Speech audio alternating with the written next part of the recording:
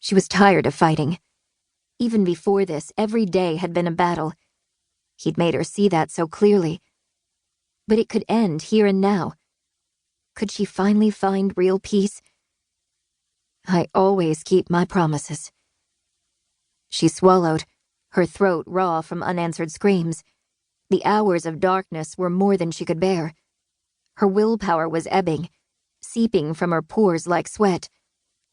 Her mother would be devastated, but Mom's happiness wasn't enough.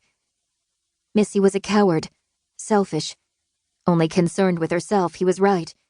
She didn't deserve forgiveness or redemption.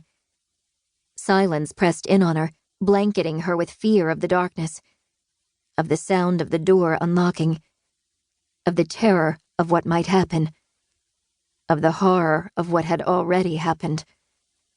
But once she answered, there would be no going back. Her escape would be a one-way journey. Who was she kidding? She'd gone to a place from which there was no return. She might as well finish it.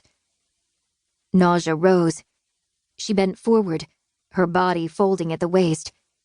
She rested her forehead against the cold, hard floor. She was done. Her neck muscles ached as she lifted her head. Her voice sounded raspy, foreign as she said, "Yes?" "I didn't hear you. Have you decided?" The voice asked. "Yes!" she shouted, weeping. "All right." The sadness, the sheer disappointment that emanated from the speaker surprised her. "I thought this was what you wanted," she said. "It's not about what I want," he answered. "You need to be sure. No mulligans." Anger and hopelessness swamped her fear. After all he'd done to her. "What do you want from me?" she screamed. Then her voice dropped to a frightened whimper. "I can't take any more. I'll do whatever you want. I just want it to be over." Nothing mattered except that it be over.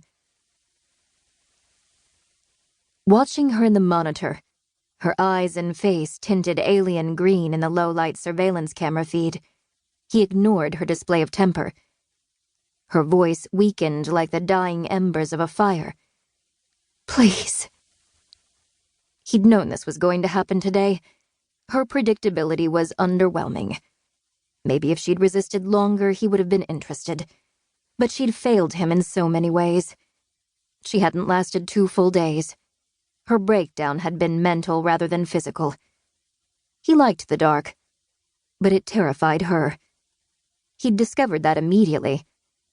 Left with only her imagination to entertain her, and encouraged by the welcome reception in the room down the hall, she was drowning in her own fear.